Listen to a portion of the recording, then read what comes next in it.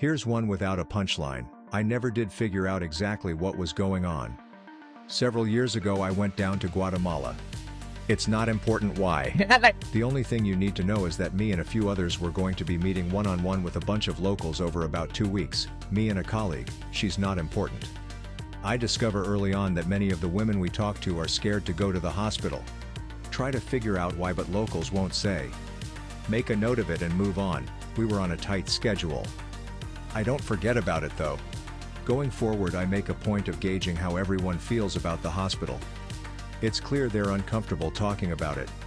This is ringing alarm bells in my head because it's very pertinent to why I'm here in the first place. Anyway, there's a local doctor I'm in close contact with, call him Dr. Gomez. He works at the hospital in question. Second day of my arrival, I meet up with him. I tell him what I'm hearing so far. Now most of you reading this will think, these are ignorant peasants, they're probably just scared of modern medicine. But take it from someone who works closely with Central American rural farmers and villagers all the time, that's just a cliché. Many are deeply superstitious of course, but they're not scared of modern medicine, they just think modern treatments are less effective than herbal remedies. Anyway, that's not the point. The point is Dr. Gomez actually tries to sell me on this ignorant peasant bullshit, not in those words. This sets off more alarm bells. It's a very strange thing for a doctor to say about his own community. Now I'm suspicious not just of the hospital, but of Dr. Gomez as well. Keep this to myself. The next day I'm meeting with locals again. FYI, my colleague and I are moving down a list of families. We're about a quarter of the way down this list by the third day. The first few people that we meet with express the same wariness about the hospital that the others did. Again, they won't really say why. About halfway through the day, everything changes. Anytime I bring up the hospital, people sing its praises. It's like that for the entire rest of the day. I'm puzzled. What do I make of this turn of events? Decide to follow a hunch. The next day I backtrack.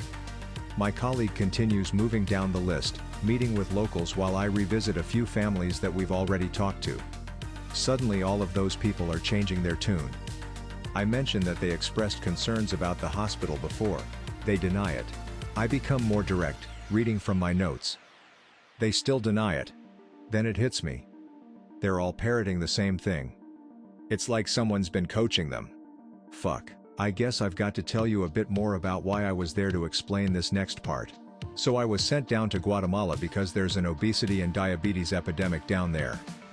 Local government was working jointly with doctors and scientists to develop a nutritional guideline. Nobody follows it. Government is perplexed. I was brought in to have a roundtable discussion with the local scientific community to work on resolving what they regarded as a cultural issue. Dr. Gomez was one of the participants in this discussion. All participants were provided with the list that my colleague and I would use in conducting our interviews with the locals. So Dr. Gomez had this list. I thought about his suspicious hand-waving and the fact that roughly after I'd spoken with him everyone began changing their story, realize I'm about to be totally stonewalled if I don't do something. So I decide to go off script. I jump to the end of the list. Visit a family living at the outer edges of the village. When I get there, I see Dr. Gomez leaving. He doesn't even notice me because he's holding the damned list, reading through it. But he looks up and his reaction confirms my suspicions. Surprise, concern, anger. But he plays it off quickly. Tells me he's surprised to see me out here already. I ask him what he's doing. Making a house call. I ask what about. Physician-patient privilege. He tells me very curtly that he has to go. I decide to go ahead and talk with the family. I find the wife alone. Of course she doesn't tell me anything. She's obviously scared, but when I bring it up she says she just doesn't feel well. So I ask if she wants me to take her to the hospital. I see panic in her eyes as she tells me. No. She just has a headache or something.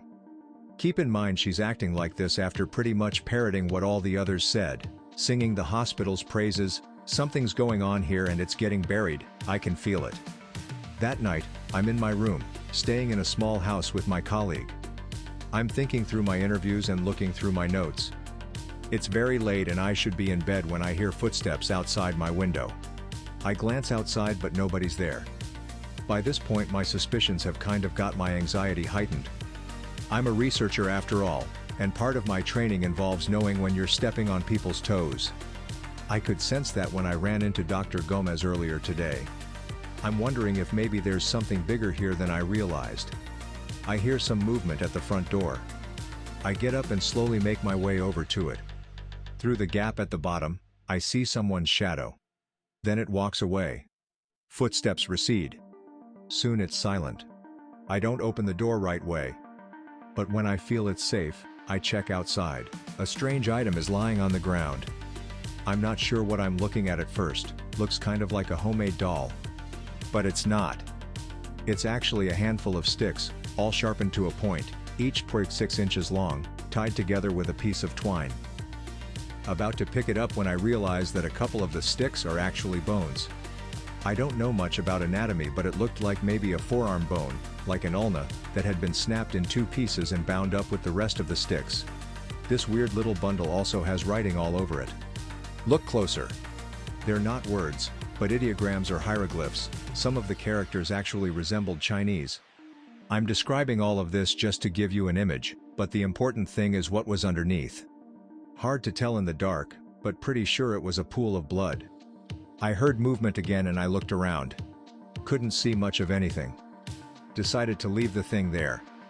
Go back inside. Figure I'll tell my colleague before we leave the house the next morning so she doesn't freak out. I do this. But when I go to show her the item, it's gone.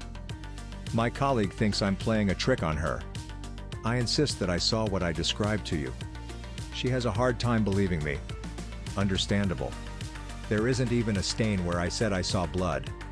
In the end she just shrugs and says we should forget about it. Fast forward. The 2 weeks are over. We're preparing to leave. In the end I never discovered why the locals were frightened of the hospital. Since they'd changed their tune I couldn't even mention it in my policy recommendation. So I wrote some report on cultural competency urging the scientific community to engage with locals on 1/1 in the hopes that something would come to light. I never heard anything more on the matter, but I talked to my colleague a few months later. Brought up the weird item. She said she'd been meaning to tell me something. That morning, when I told her about the item. Afterwards we'd resumed our work, visiting dozens of locals. She was especially eager to finish up our final report. But during that time, in a few different houses, she noticed items like the one I described to her. Some were pretty different, but some were almost identical. She saw clumps of dirt and moss tied together. Sticks tied together with twine, sharpened to a point. Some had writing, some didn't. When these objects did have writing, she noticed it looked like Chinese, or like hieroglyphs, exactly like I had described to her. Of course, she was struck by this. But she was pretty consumed with the wrap-up process since we were nearing the end of our stay. Plus it just didn't seem relevant to our report. Still, she jotted down notes about these items just in case. Later, after we left, she looked over her notes and made a weird discovery. These items were all concentrated within a specific area. Every single household was sitting more or less in the perimeter of the hospital. A big circle all the way around. She believed this was likely a coincidence. I still don't know what to think.